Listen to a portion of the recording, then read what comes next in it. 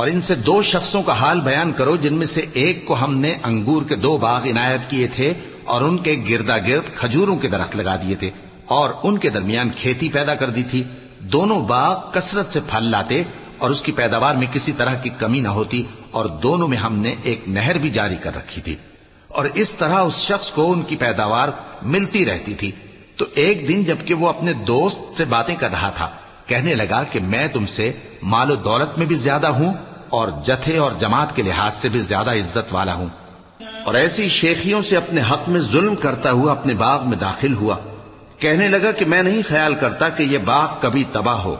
اور نہ خیال کرتا ہوں کہ قیامت برپا ہو، اور اگر میں اپنے پروردگار کی طرف لوٹایا بھی جاؤں تو وہاں ضرور اس سے اچھی جگہ پاؤں گا. تو اس کا دوست جو اس سے گفتگو کر رہا تھا کہنے لگا کہ کیا تم اس ذات سے کفر کرتے ہو جس نے تم کو مٹی سے پیدا کیا، پھر نطفے سے، پھر تمہیں پورا آدمی بنایا؟